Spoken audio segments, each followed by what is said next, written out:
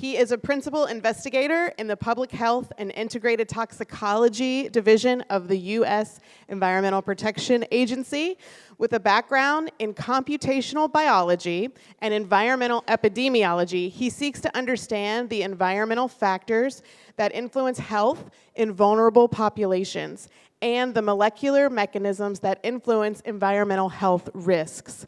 By integrating molecular and clinical data, he examines environmental health as a way to advance personalized medicine and reduce health disparities. Let's hear it for Dr. Cavin Ward-Caviness.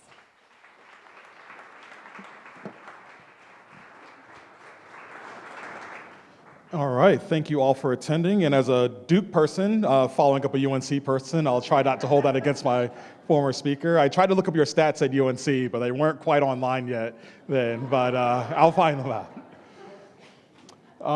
So I'm here today to talk about a topic that kind of integrates a lot of what you heard today, which is really trying to understand how the social environment gets sort of underneath the skin and influences the way you respond to other environmental exposures. So as my bio sort of said, what a lot of my research tries to focus on is trying to make environmental health personal for it. A lot of what you heard about environmental health and what you'll hear about in the literature really focus at the population level, how much air quality impacts the entire population, how much water quality impacts the entire population, but it doesn't really get down to the individual. And as been stated before across a number of these talks that you've heard today, the individual really matters. Not everybody is going to have the same responses to every factor. That can depend on things like stress, or your microbiome, or your diet, or a host of other factors, genomic, epigenomic, and other ways for it. And so if we're not understanding that, we're sort of limited in what we can say. We can make grand population level statements like we should reduce air quality, which is of course fantastic and has resulted in an improvement of thousands of lives, if not millions across the globe, but we can't offer personalized recommendations. We can't tell you what you should do for your personal environment or the ways in which you can modify your life in the best way to make your life longer, healthier, and happier for that. And so my belief is that by drilling down to the personal level, we can transform environmental health from this public practice into a both public and personalized effort. So there's a number of things that we know affect how people respond to the environment. Chronological age is certainly one of them. The older you get, the more likely you are to have adverse health effects when exposed to sort of poor air quality or poor water quality, or even land stressors like heavy metals and other things that occur for it. Cardiovascular disease or other chronic diseases can make one more or less susceptible to environmental exposures over that. Inflammatory stressors certainly respond to that. The more sort of ground level inflammation you have from that, which can originate from a number of sources, the more likely you are to have an adverse response as opposed to any stressor, particularly an environmental stressor. But the one that I'm going to talk about most today is going to be the social factors. This is one that's been sort of new into the environmental regime, understanding that interaction between sort of the social environment that we all live in and the chemical environment that we have in part created over the course of human history, despite it being a fairly short time. There's only a number of articles that have suggested the ways in which we've transformed the world and continue to do that. And so as we understand the interaction between how the social environments that we've built interact with the chemical environments that we continue to grow and build and release, it's important for us to understand how we modify those two things and how we use those to improve our lives. So there's sort of two questions that I sort of center around my thing around. One of the question is, how old are you really? Now this is a question that you should be careful if you want to go out and ask anybody about it. Depending on who you're talking to and their current age range, they might take that a little bit differently. But this is a question that, is sort of common within our world, but sort of begs the question, if you ask somebody, how old are you really? It sort of begs the question, well, my chronological age, for that. I know my birth date, I know what today is for it, but do I really know what my biological age? Do I really know the ways in which I've been affected by the environment to make myself that way? This is an interesting question. So before this talk, I wanted to do a quick search and ask, so how many companies are there out there that are currently looking into this? And so apparently there's about 21,000 Google search results if you look for a biological age test. And so this is a question where there's a lot of evolving entrepreneurship, but still a lot of opportunities for people to enter the space and answer the question of how old really is a person? And then the second question is, what made you this age? And that's really what we're going to focus on for the rest of this talk. And that's the question that's really open. So even if I told you that there are ways to assess biological age, and apparently there's about 20,000 different ones of them out there, at least according to Google for it, what we don't know is how you got to be that age. What were the stressors that impacted it? What were the most important stressors that might impact you into the future? And as we think about to the next generations, how do we modify stressors so that the next generations live even longer and healthier lives than we do? And this graphic sort of helps to demonstrate the fact that how old you are really varies across your body. So, we think of ourselves sort of as age as sort of a whole organism thing. I'm 36 years old. My entire body is 36 years old for that. But in fact, there's actually quite a big variation in there. So my cardiovascular age might be, 38 years old. My brain age might be 40 or might be 25 years old. And understanding those differences is going to be a key to understanding environmental health into the future. And so to address these questions, and particularly to understand the social factors of it, we did a study a number of years ago which asked the question of how does the built social environment that a person lives in accelerate their aging for it? And so we looked at some participants in a Detroit neighborhood health study for it and asked the question of, we looked at their built environment and we created sort of built environmental scores using a statistical technique called principal components analysis. And then we asked, okay, well, which of these sort of built environmental scores accelerates aging? And if I can't see because the pointer's not working, but that PC7, that principal component 7, sort of codified a built environmental score that accelerated aging by up to 3 years for these individuals for it. Now that's quite a substantial bit of accelerated aging to deal with over the course of your life, and that accelerated aging is associated with a number of future health outcomes, such as cardiovascular disease, pulmonary disorders, diabetes, and even accelerated mortality risk for that. And importantly, that score is built of variables that can be modified for it. Things like the street being in poor condition and other factors that we understand contribute to the overall stress an individual experiencing, and therefore might find a way for the individual to get underneath, for these built environmental variables to get underneath the individual's skin, and therefore modify the way in which they're aging, and importantly, accelerate that aging for it.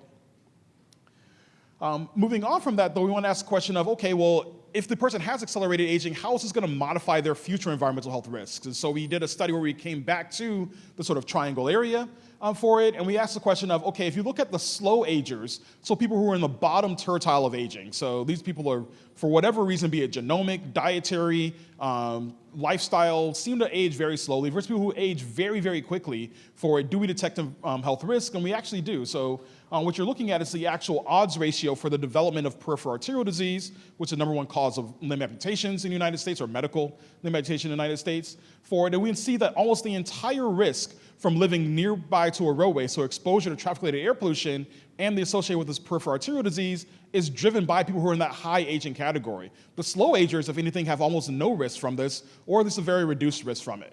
Now, this is a cross-sectional study, so we don't want to make too many causal factors with it, or causal statements from it, but it does give us this idea that there is a difference in the environmental health risks from the fast agers and the slow agers, and importantly, how you got to be there might have been driven by the social environmental factors you lived in. The social stressors that you're exposed to might mean the difference between being in the green bubble versus in the red bubble for it.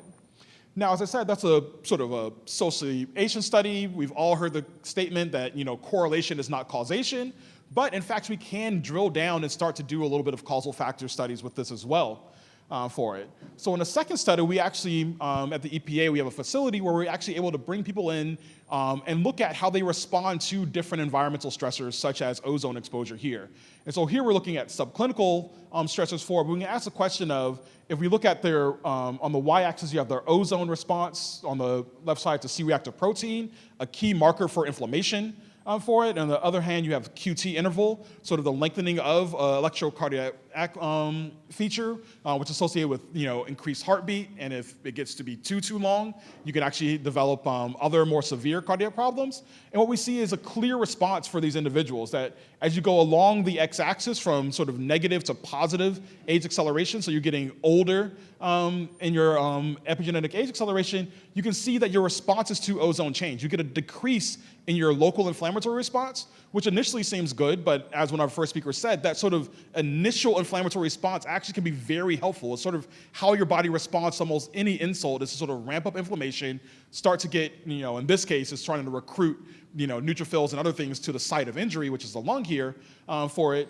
But you're getting a depression in that initial beneficial response there. And that depression, that initial response is causing an adverse cardiovascular response, a lengthening of the QT interval, which is such an important cardiac marker that the FDA actually regulates drugs based on how the QT interval responds. So they're actually regulations based on how drugs are released that are dependent on QT interval. And here we're seeing that how that QT interval responds to short-term exposure to ozone is in part dependent on what your epigenetic age is, which is in part dependent on what social factors you were exposed to all over the course of your lifetime.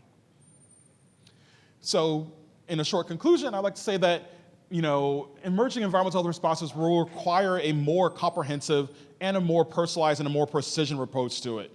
We can no longer treat populations as sort of monoliths. We have to understand the differences that occur within individuals and how those differences arose to be in today's world. And importantly, how we modify those differences. How do you give people the sort of advantages that were given to the slowest agers? How do you give that to the fast agers in such a way they can be environmentally resilient? And we can build environmentally resilient communities, which is going to be all the more important as we enter increasing regimes of climate change and other environmental stressors that are going to impact all of us.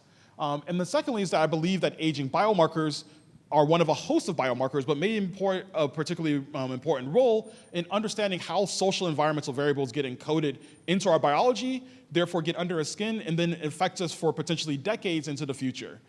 The good story is that these biomarkers might be modifiable, and so again, these offer a way for not only understanding what your age is now and answering that question of how old are you really, but also might be able to answer a question of, well, how old do you want to be in the future?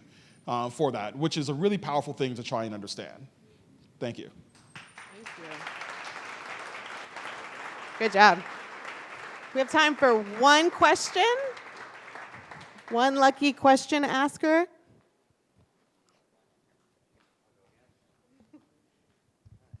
Hi. I enjoyed I'm sure a lot of us are here because we're doing some social fitness, to be around other people when it's so easy to be remote. I'd like to ask you, based on things that we could see as a measurable performance and that we look as our physical health, what things could you recommend from these studies that would be good for us to do socially that are tripping? Like, it could be going for a walk with other people on a meetup, something like that. What do you think could be things that are easy to do and motivational to attribute? That's actually a really good question, and that would probably be the 20,001 Google result, if somebody were, to try and answer that. So this is a really novel and emerging field. It really started up in about 2013 with the invention of these molecular markers that could track health. What we do understand is that there was a recent study that came out just a couple of months ago that exposure to stress can sharply increase your age, but you can also sharply decrease it once that stress is removed. Now, we haven't done the studies to say, okay, well, with playing board games with your friends, do that, maybe grabbing a beer, for it, or, watching a Duke-UNC basketball game wherein Duke wins might really reduce the stress of, the overall environment for there. But it's my personal belief that almost anything you can do that can, reduce your stress levels, put you in a more relaxed state, will have long-term benefits. Now, will that necessarily be reflected in your epigenetic age? The jury's still out on that. For it, but it probably does overall contribute to a benefit for you, and probably is a practice that we all should, take part in. Thank you, Dr. Ward-Caviness. Great job.